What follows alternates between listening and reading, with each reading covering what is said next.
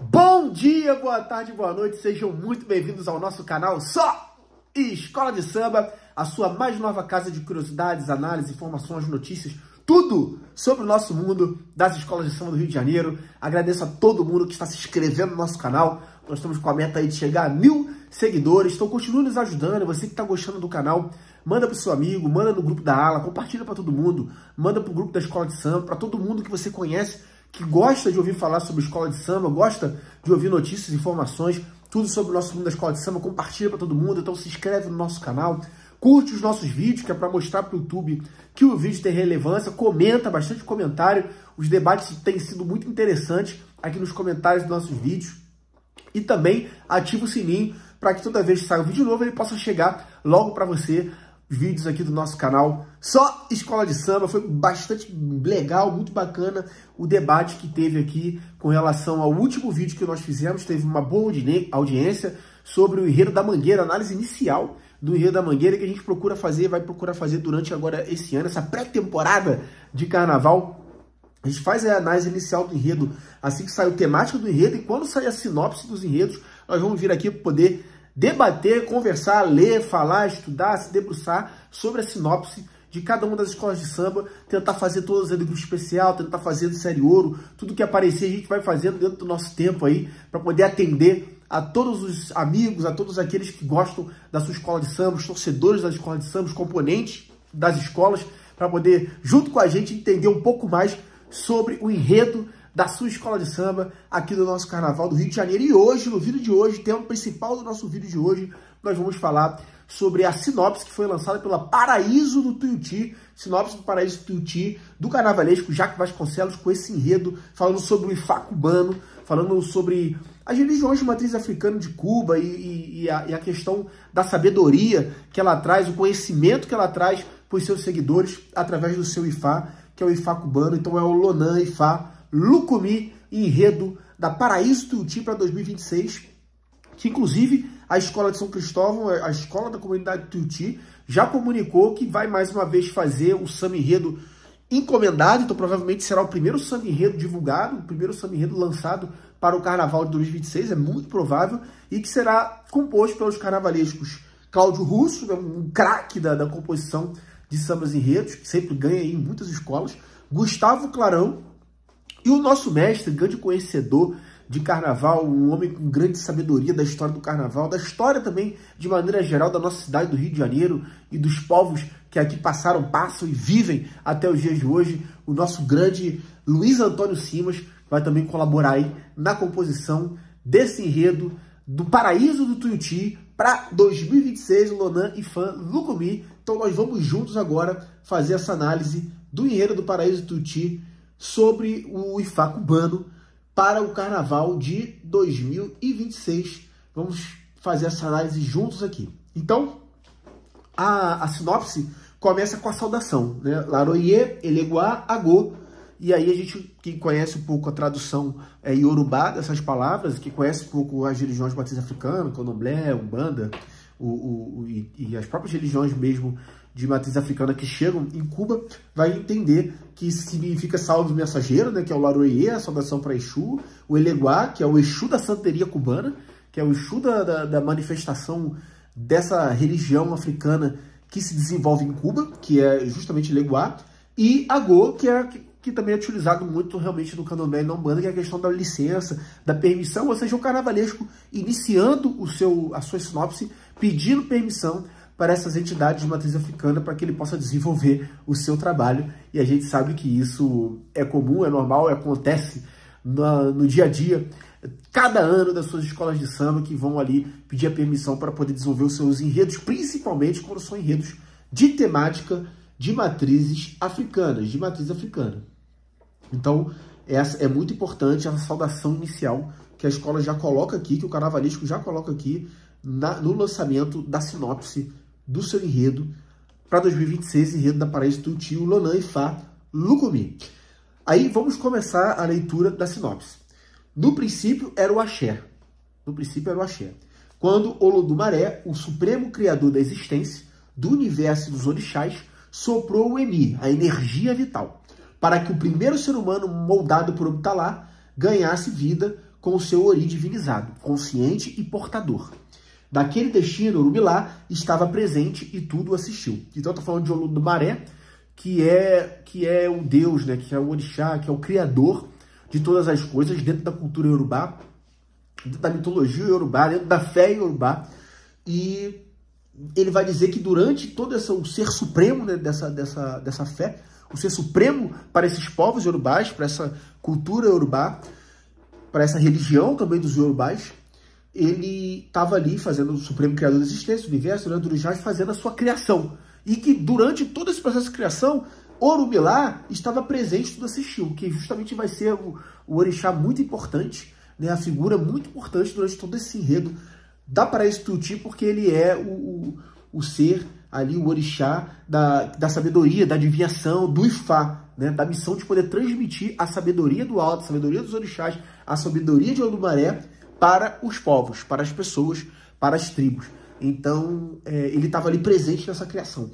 Essa criação, dentro da cultura iorubá, ela já foi retratada várias vezes por diversas escolas na história do carnaval. Ela é muito mostrada, é uma história muito conhecida por todos aqueles que conhecem carnaval e que professam a fé das religiões de matriz africana. Então, é uma coisa que a gente já viu muitas vezes na avenida, nos desfiles de escola de samba, mas a gente acredita que a Paraíso Tuti vai trazer uma abordagem diferente, porque o foco aqui é mostrar que Orumilá, esse responsável por trazer o conhecimento, a sabedoria e trazer a adivinhação para os povos, para as tribos, para as pessoas, para os seres humanos, ele estava presente ali na criação.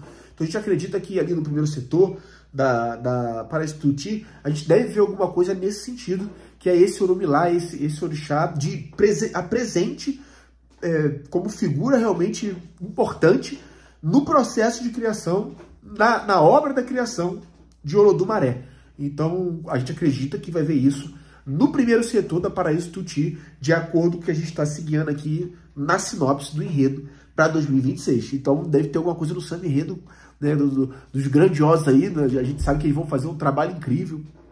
Tanto o Russo, Clarão, Luiz Antônio Simas, né? Não precisa nem a gente ficar falando aqui do quão talentosa eles são, para falar que no princípio, Olodumaré, né, criou o mundo e que Orumilá estava ali presente, já estava aprendendo os caminhos, né, para poder levar a sabedoria aos povos, etc, etc. Entendeu? Vai estar presente lá na composição, com certeza. Esse primeiro momento está aqui na sinopse da Paraíso Tuti. Todos os seres, continuando a leitura da sinopse. E a gente analisando juntos aqui e imaginando o que pode ter tanto em questão de samba enredo, como em questão de enredo na Avenida Marquês de Sapucaí, no desfile da Paraíso Tuti de 2026. A Paraíso Tuti, que já tem também a sua posição como 10ª colocada determinada, será a primeira escola a desfilar na terça-feira, assim como a Mocidade será a primeira escola a desfilar na segunda-feira, e a Acadêmica de Niterói, que está vindo do grupo de acesso da Série Ouro, vai abrir o carnaval, sendo a primeira escola de domingo. Então, todos os seres, continuando a leitura, foram conectados energeticamente, e os orixás, regentes das forças da natureza, passaram a comandar cada aspecto e expressão da vida humana. Orumilá, o Eleripim, a testemunha da criação. Peço desculpa aí com relação aos termos iorubás, se cometeu algum erro aqui, vocês comentam aqui, falam, não, o termo é assim, não é assado, mas a gente tenta aqui da melhor maneira trazer, né?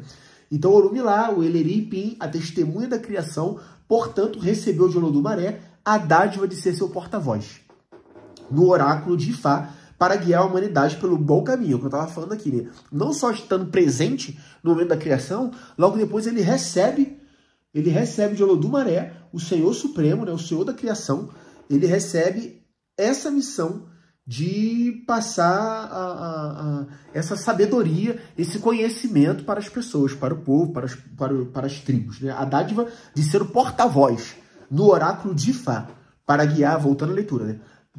Ele recebeu de Olodumaré a dádiva de ser seu porta-voz no oráculo de Ifá, para guiar a humanidade pelo bom caminho.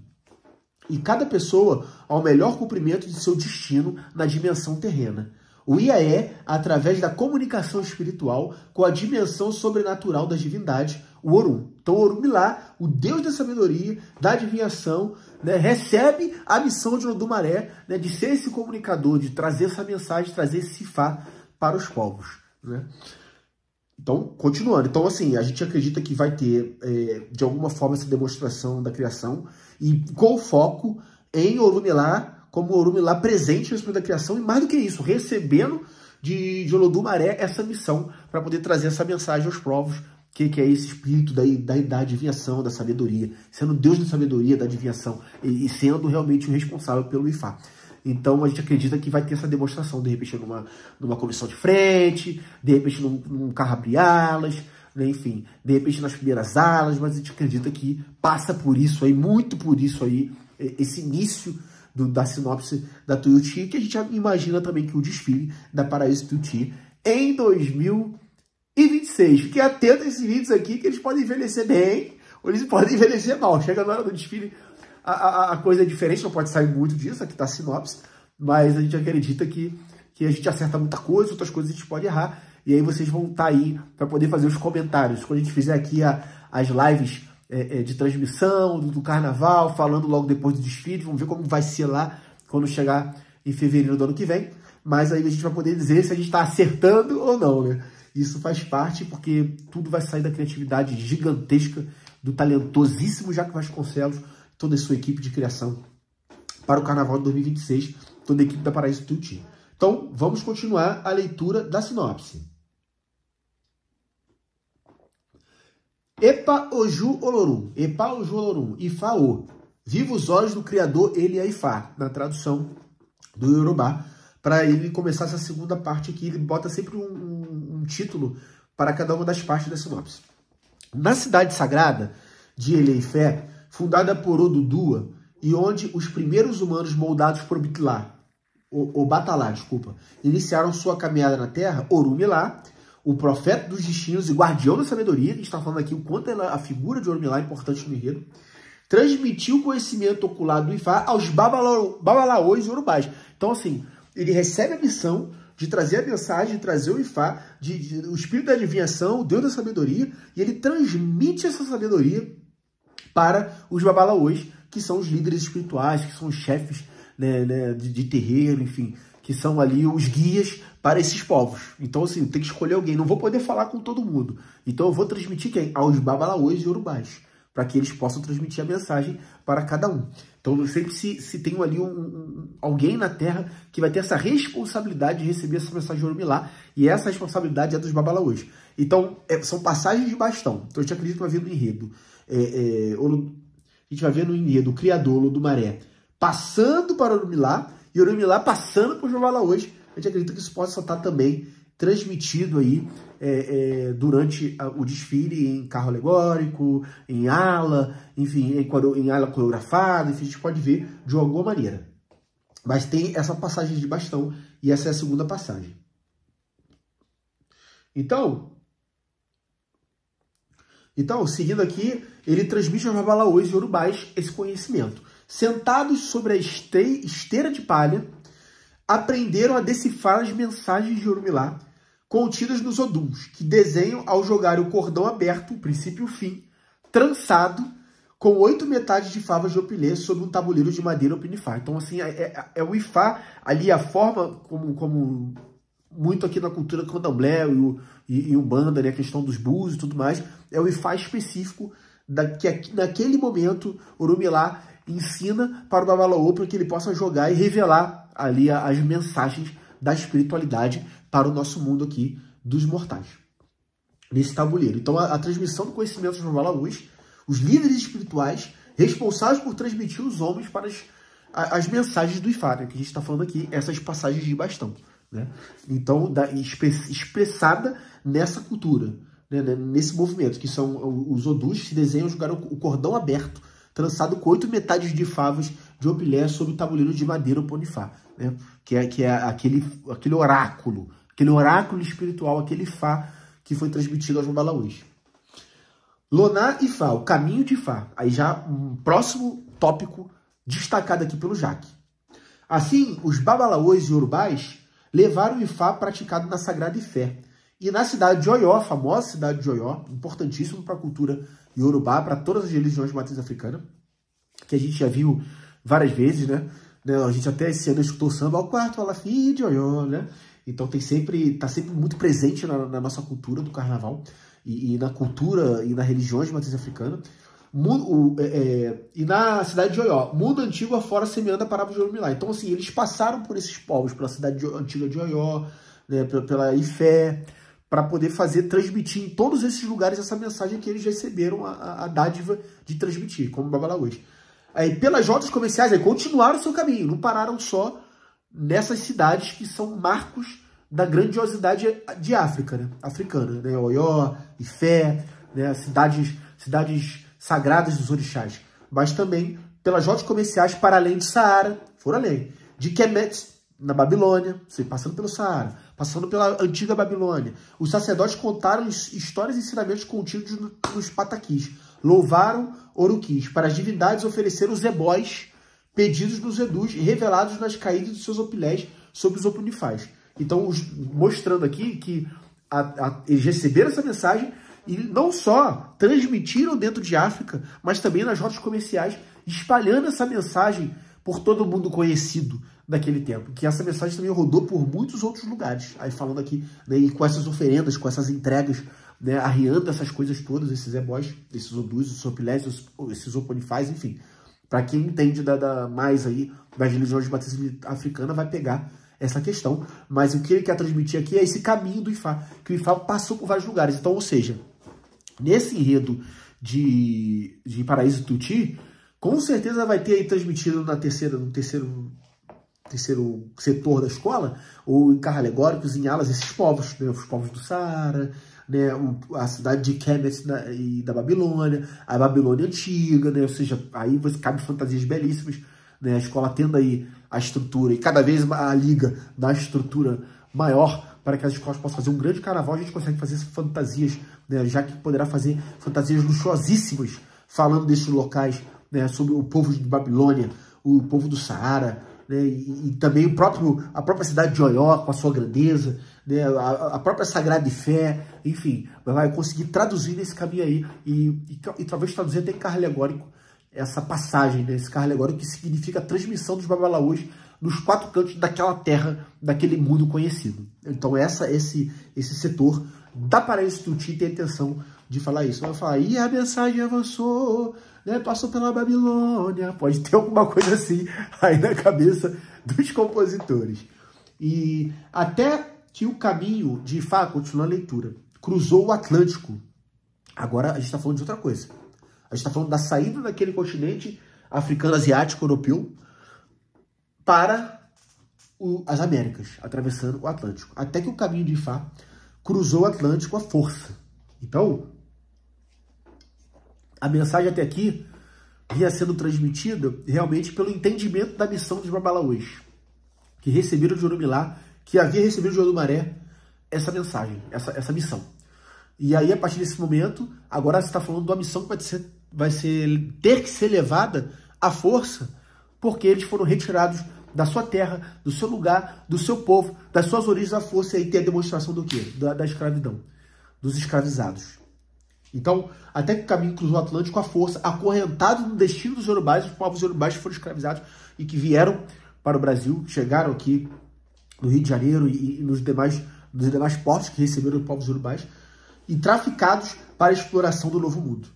Oloku, divindade soberana dos mares e dos segredos da vida e da morte, transportou em suas águas a tradição religiosa africana até o mar caribenho, para que a ancestralidade urubana fosse... Aqui não está falando, obviamente, que está falando do Ifá cubano, então não está falando diretamente, só para a gente corrigir aqui, para não ter confusão. Né? Vieram, óbvio, muito povos urubais para cá, para o Rio de Janeiro, mas a gente está falando de Brasil. Aqui a gente está falando de Cuba. Aqui a gente está falando do Ifá cubano. Então, atravessa o Atlântico para chegar em Cuba. Para chegar naquela região da América Central. Né? Nesse caso aqui específico. Vieram muitos escravizados do Brasil, obviamente, todos nós sabemos. Mas nesse caso específico desse enredo, está falando desse tráfico, né? Dessas pessoas que foram arrancadas da sua terra, do seu lugar, para ser arrastado para as Américas, e nesse caso aqui para Cuba. Né? Então, transportou em suas águas a tradição religiosa africana até o mar caribenho, para que a ancestralidade urbana fosse recebida pela ancestralidade indígena de tainós e cibonenses, que eram os povos originários que já viviam em Cuba naquela terra. Então, além do afro-indígena, que a gente vai ver em Mangueira, que tem movimento afro-indígena também, que são os povos indígenas, os povos originários, que estavam ali já em Cuba, naquele tempo quando o homem chegou, né, trazendo arrastados africanos, já haviam ali os tainós, já haviam ali os cibonoês, que eram os povos originários de Cuba naquele tempo. E chamavam Cuba de Kubanacan, que simplesmente Cuba, né, naquela época. Então a mensagem chegou até Cuba através dos escravizados que com ele trouxeram o IFA. Então é o IFA chegando em Cuba dessa maneira. Então tá pegando todo o contexto histórico, desde da criação, conforme a visão da mitologia iorubá, dos povos iorubás, e da religião dos povos iorubás, passando agora para o fato histórico da chegada desses povos em Cuba, levando com eles o IFA, essa missão do IFA, essa missão de fazer esse oráculo, essa interlocução entre o mundo dos orixás e o mundo dos homens, né? Então, próxima parte. Mojubá Olukumi, vos saúdo, somos amigos. Com a chegada dos iorubás de Fé e Ioió em terras cubanas, para o trabalho das fazendas de cana-de-açúcar e café, nasceu a nação Lucumí. Para o regime escravagista espanhol, Lucumis eram todos os cativos iorubanos, em geral. Então, todos os cativos que vieram da África e se instalaram em Cuba eram chamados pelos espanhóis, que era o povo opressor ali naquela região, de Lucumis, tá? Porém, os próprios escravizados se identificavam sinalizando suas origens, porque nem todo mundo vem do mesmo lugar, né? Então, Lucumi Ioió, o povo que via de Ioió, Lucumi Egbá, o pessoal que via de Egbá, Lucumi Equiti, Lucumi Ijebu, porque a África era muito mais do que isso, né? Então, cada um se chamava Lucumi alguma coisa para identificar de qual região da África tinha vindo. Sob a irradiação aguerrida de Ogum, aí aparece o orixá Ogum, orixá famoso, tradicional, importante na cultura brasileira, bem conhecido no Brasil. O primeiro rei de Fé, os Lucumis levantaram os metais em seus facões diversas vezes contra a tirania dos colonizadores. Então aí nesse setor a gente vai conseguir observar a chegada dos povos africanos e urubais em Cuba, a relação, o encontro que eles tiveram com as tribos que ali já estavam, né? E a partir do momento que eles se escravizaram, os momentos também de luta e de batalha no qual eles se voltaram contra o opressor, contra o colonizador opressor, que ali naquele caso eram os espanhóis, levantando seus facões, o metal que representa ali a força e a irradiação de Ogum na vida deles, no dia a dia deles, na fé deles, na crença deles, né? Então é isso que ele queria demonstrar aqui. Na província de Matanzas, aí especificamente ele vai contar um fato histórico de uma situação que aconteceu de um levante contra o colonizador. Na província de Matanzas, a escravizada iorubá Carlota Lucumi liderou a insurreição do engenho triunvirato, que destruiu vários engenhos, né? Ou seja, aqui como nós tivemos os quilombos, né, de resistência, ali também muitos escravizados se levantaram contra os colonizadores para poder realmente sair ali daquela condição que eles se encontravam, né? Então ela liderou a insurreição do engenho triunvirato, que destruiu vários engenhos, eliminou colonos, incendiou fazendas e libertou centenas de escravizados. Ogum Iê Moiê, Ogum está vivo, eu estou vivo, na tradução. Então, o registro histórico da revolta dos escravizados sob a força de Ogum. Então, nesse setor a gente vai ver muito Ogum, de repente o Ogum manifestado em carro, né, com seus metais, dando força ali para aqueles Lucumis que estavam ali em Cuba e que se levantaram contra os colonos, se levantaram contra os opressores espanhóis. Então, acredito que nós veremos isso também dentro do Enredo do Paraíso Tuti. Matanzas, aliás, né, esse local, a província de Matanzas, aliás, foi o berço do IFA, uma das províncias cubanas, né, cubano. E o pai foi o Babalaô Remígio Herrera. Então aí a gente está falando especificamente de um nome, de uma pessoa, né, de um Babalaô que será homenageado pela Paraíso Tuti, conhecido como Adequina, um ex-cativo de engenho açucareiro, que quando alforriado foi para a Nigéria ser consagrado em Ioió. Então ele se fez Babalaô, né, foi retirado, né, e ali no berço de Ifá cubano foi o Babalaô Remígio Herrera. Ele foi um ex-cativo de um engenho açucareiro em Cuba, né, e ele se colocou como Babalaô, né, recebeu essa dádiva de Orumilá para ser um Babalaô e para transmitir o Ifá. Ele foi até a Nigéria, foi consagrado em Ioió e depois voltou para poder levar a sua mensagem para os povos ali em Cuba. Então, uma história muito forte, né? com a missão dada por Umilá de fundar o primeiro cabildo Lucumí na América Hispânica. Então ele voltou da Nigéria para poder fundar um cabildo Lucumí, um espaço realmente de leitura ali do Ifá e de manifestação livre da fé iorubá dentro do território cubano. Retornou a Cuba trazendo os fundamentos da regra de Ifá, iniciou o primeiro babalaô em solo cubano, e aí ele vai iniciar Tata Gaitán, que de fato o primeiro babalaô em solo cubano, que é iniciado ali pelo babalaô Remígio Herrera, ou Adequina, tá? Então essa história toda, a história de Tata Gaitán, o símbolo poderoso da regra de Ifá em Cuba. Então provavelmente vai ter aí essa homenagem, mais uma passagem de bastão, né? O homem cativo de engenho açucareiro, do engenho açucareiro, que vai para Oió, volta consagrado da Nigéria para Cuba, e ali ele inicia o primeiro babalaô puramente cubano e solo cubano, que era o Tata Gaitán. Então, mais uma passagem de bastão. Você vê que é um enredo que tem bastante passagem de bastão, desde a fundação, desde a criação do mundo, até passando por Umilá, passando pelos babalaôs, passando especificamente pelo babalaô Remígio Herrera, o Adequina, que transmite para Tata Gaitán, que vai ser ali o primeiro babalaô em solo cubano. Então é toda uma história de passagem e transmissão de bastão dentro do Ifá cubano, né? O Ifá cubano se expandiu, continuou a ler, e adquiriu caráter próprio. A língua Lucumí assimilou influência de falas indígenas e espanholas e lucumizou as expressões. Altas deidades e orixás, maiores e menores, formaram o panteão divino. O Obi, adivinhação com cocos rachados em 4 partes, que as combinações entre as faces claras, o interior, e escura, a casca, respondam pelas divindades ao serem lançadas ao chão. Então, mais uma forma de oráculo através dos cocos, né, dos cocos rachados. Se tornou marca do Ifá cubano. Então, é mais uma forma de Ifá, que a gente falou daquela forma mais primitiva lá atrás africana, né, das contas e tudo mais ali, e né, que aqui também é muito conhecido como os búzios, apesar de ser uma forma diferente em Cuba, através do Ifá cubano. E agora aqui, uma nova forma de oráculo através dos cocos rachados, que são lançados ao chão e são transmitidas ali as adivinhações, né, através dos cocos. Então, mais uma forma que ficou muito forte no Ifá cubano, e dizendo aqui do desenvolvimento e da expansão do Ifá cubano. Então a gente deve ver ela com coco, essa demonstração do coco, talvez pode ser demonstração em carro também. Enfim, mais um caminho aí que o carnavalesco Jarque Vasconcelos vai poder seguir dentro desse enredo da Paraíso Tuti, tá? Essa adivinhação através dos cocos. Vamos lá, que tem bastante coisa. É grande, né? É grande a sinopse bem detalhada realmente do enredo da Paraíso Tuti.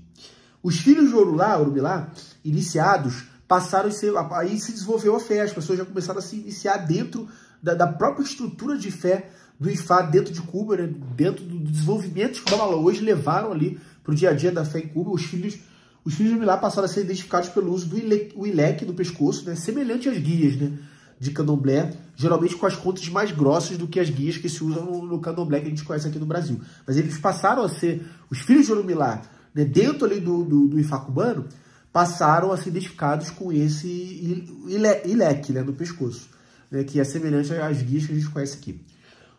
Ou do Idefá no pulso esquerdo, que eram pulseiras de contas grossas, né, para lembrar o pacto que eles haviam feito com Orulá, e fez com a morte para que ela não leve os seus antes do tempo destinado, para lembrar o pacto que Orulá fez com a morte, né, para que eles não levem os seus antes do tempo determinado. Então tinha essas formas também de identificação de fé. Ambos feitos de contas verdes e amarelas, que representam a união da sabedoria de Orulá, o verde. Então, ó, ambos feitos de contas verdes e amarelas, como eu falei aqui, que representam a união da sabedoria de Orulá, né, o verde do vício das folhas frescas, com a fertilidade de Oxum, o amarelo da decomposição das folhas, que nos lembram do inevitável ciclo da vida. Então é possível que a gente veja muitas contas em verde e amarelo, né, para a lembrança do Ileque e do Idefá em fantasias e alegorias. É importante, talvez o Jarque Vasconcelos vá trabalhar com bastante contas com essas coisas, ou de repente isso demonstrado de alguma forma em alas, né, essa questão da identificação dos povos Lucumí, que realmente, dos Lucumis que realmente estavam ali naquela fé daquele Ifá cubano, né, ali representada tanto através do Ileque no pescoço, do Idefá no pulso esquerdo. Então a gente acredita que possa ver isso dentro desse enredo da Paraíso do Tuti, desse desfile da Paraíso do Tuti. Continuando aqui a leitura da sinopse. Para despistar a perseguição aos cultos de matriz africana, iorubás identificaram seus orixás com santos católicos e criaram a santeria, a famosa santeria cubana, também conhecida como Régua de Oxa ou Régua de Lucumi, onde o Ifá é o centro, né, ocular divinatório. Então hoje é muito conhecida a fé de matriz africana no território cubano, como a gente falou aqui na análise inicial do enredo da Paraíso Tuti, que realmente é a Régua de Oxa, a Régua Lucumi, né, que é identificado por causa realmente da santeria e, como em todos os lugares que aconteceu no Brasil também, as perseguições, né, às religiões de matriz africana. Então por isso muito veio o sincretismo. Né, dizer, não estou adorando Ogum, não, isso aqui é São Jorge, não estou adorando Oxóssi, não, isso aqui é São Sebastião, o exemplo aí do Rio de Janeiro, para a gente ver a questão do sincretismo, e eles também passaram por isso em Cuba, então é provável que tenha um pouco aí também dessa demonstração do sincretismo cubano dentro da santeria, que hoje é conhecida, né, como a Régua de Oxa e a Régua Lucumi. Então, se expandiu muito pela ilha, né, toda de Cuba após a Revolução Cubana e ficou ainda mais popular depois que o Estado mudou de ateu para laico com a extinção soviética. Então, eu não sei se eles vão pegar por essa parte aí, né, por questão política, porque realmente, como o Estado comunista, ele não pode ter religião, né, ele tem que ser um Estado ateu, que não tem nenhum tipo de religião. Então, é provável que pode ter havido, durante a influência soviética, algum tipo de perseguição às religiões de maneira geral, né? Tanto o cristianismo, qualquer uma que fosse, e também as religiões de matriz africana, mas quando a influência soviética diminuiu em Cuba, né, mesmo depois bastante tempo depois da Revolução já, o Estado mudou de ateu para laico, ou seja, então permitiu que as pessoas pudessem ter a fé que quiser, e aí conseguiu se expandir com mais facilidade, né, apesar de nunca ter deixado de existir, né, as pessoas praticavam, mesmo que de maneira mais escondida, mas passou a ter uma expansão muito maior essa questão da fé, da santeria, da Régua de Oxa, essa questão toda do Ifá cubano. Né? Então hoje a mão de Orulá está presente na vida de grande parte do povo cubano e os tambores batá ressoam consagrados em Ifá pelos cabildos de Havana. Então, ou seja, todos os cantos de Havana aí, não faltam os tambores batendo e a Régua de Oxa comendo solta, a santeria comendo solta, e o Ifá comendo solta, as pessoas tendo ali, recebendo ali, né, tudo ali com relação ao Orubilá, né, passando por seus babalaús e recebendo aí a mensagem, né, do mundo espiritual para o mundo terreno em todos os cantos de Havana e de Cuba. Então é muito possível que, de alguma maneira, a escola possa mostrar aí essa questão da perseguição e tudo mais, né, que se passaram nos tempos soviéticos, né, e também da Revolução Cubana inicialmente, e por causa da influência soviética, para que o Estado fosse o Estado ateu. Então pode ter Yala representando aí os soviéticos e tudo mais, e a questão da perseguição e também a criação da santeria através do sincretismo religioso. É importante que isso, de alguma maneira, esteja dentro do desfile da Paraíso Tuti, a gente acredita que estará por lá. Então, chegando já na reta final, né, você vê bastante explicada, bastante detalhada a sinopse do carnavalesco Jacques Vasconcelos. Agora e peço licença para entrar, mais uma licença importante dessa sinopse, desse enredo da Paraíso Tuti. Existe uma conexão espiritual entre Cuba e Brasil. Então aí vai falar da ligação Brasil e Cuba, não poderia deixar de ter. Enraizada em nossa reverência aos orixás e aos nossos ancestrais africanos, que nos enlaçam culturalmente e energeticamente as gerações, ou seja, o enlaçamento energético e cultural que existe entre Brasil e Cuba. O destino quis que o Ifá Lucumi se ramificasse até aqui e se consolidasse no Rio de Janeiro através do Opilé e do Oponifá, do Babalaô cubano de linhagem dos veneráveis Adestina e Tatagaitã, ou seja, um babalaô cubano que trouxe essa fé aqui para o Rio de Janeiro, aqui para o Brasil, essa forma de manifestação de religião de matriz africana, esse Ifá cubano, essa santeria, essa Régua de Oxa, através de Rafael Zamora, que vem dessa linha, né, lá do Adestina, que a gente falou aqui, e do Tatagaitã, né, Rafael Zamora. Dessa bendita rama, continua a florescer babalaôs brasileiros, afiliados, famílias em Ifá e comunidades de terreiro dedicadas ao culto Urumilá. Então hoje ele já está bastante expandido aqui, bastante gente praticando essa fé mais puxada para as raízes cubanas dentro do território brasileiro, em terreiros no Brasil. Né? Então eu tenho certeza que já na reta final do desfile, penúltimo carro, no penúltimo setor, já caminhando para o final da escola, vai ter mostrando essa ligação Brasil e Cuba, né? De repente entrelaçado lá entre os terreiros brasileiros e a forma de manifestação que acontece no Brasil com os terreiros cubanos e a forma de manifestação espiritual que acontece em Cuba. Acreditamos que vamos ver isso com certeza já mais para o final do desfile da Paraíso Tuiuti. Aí, final mesmo, né? O último parágrafo da sinopse do carnavalesco Jaque Vasconcelos. Num momento tão difícil para a humanidade, na Terra, como este, com tantos conflitos e desequilíbrios, que o Ifá nos guie no caminho para o bom caráter, respeito e harmonia entre as pessoas e a natureza. Que Orumilá ordene o mundo nos caminhos do bem. Iboru, Iboiá e Boxexé. Que nossas súplicas sejam ouvidas. No final, certamente, vai ter lá uma mensagem de fé, de esperança, né, e de tempos melhores para a Terra, para o Brasil, para o mundo, para Cuba também, né, fechando aí o desfile. Quem sabe com a saudação de Orumilá ali, né, estendido, né, trazendo a mensagem para o Brasil e para para Cuba e para todos os povos do mundo. Acho que a gente concluímos aqui a nossa análise, a nossa leitura com análise, né, com avaliação, junto aqui da sinopse da Paraíso Tuiuti para o Carnaval de 2026, com esse enredo Loná e Fã, Lucumí, falando aí sobre fã cubano, né, sobre essa fé forte aí em Cuba, que também já agindo bastante aí no Brasil, com bastante gente praticando aqui em território brasileiro e aqui no Rio de Janeiro. E aí, comenta aqui, o que vocês acharam do enredo da Paraíso Tuiuti? Daqui a pouco aí deve ser a primeira escola a lançar o samba enredo, e eu tenho certeza que o trabalho vai ser muito bem feito, que mais uma vez vamos ter um belíssimo e importante samba enredo da Paraíso Tuiuti para brilhantar cada vez mais o Carnaval do Rio de Janeiro e fazer um grande desfile, abrindo aí a terça-feira de Carnaval. Tá? Comenta aqui, gente, o que vocês acharam dessa análise, o que vocês acharam desse enredo da Paraíso Tuiuti. Compartilha com todo mundo, né? Pede para os amigos, pede para todo mundo se inscrever no nosso canal, é muito importante. Estamos com a meta de chegar a 1000 inscritos. A gente precisa da ajuda de vocês para isso acontecer, então se inscrevam bastante no nosso canal. E também curtam os nossos vídeos, comenta, mais uma vez eu peço, comenta mesmo, fala a opinião de vocês. E ativa o sininho para que sempre a gente lançar um vídeo novo, vai chegar logo para vocês no nosso canal Só Escola de Samba. Muito obrigado mesmo pela presença de vocês aqui, por terem assistido o nosso vídeo. E estamos também nas redes sociais, estamos no TikTok, Só Escola de Samba, estamos no Instagram, Só Escola de Samba, e aqui com vocês no YouTube. Essa é a nossa mensagem para esse grande enredo aí da Paraíso Tuiuti. Um grande abraço para todos vocês!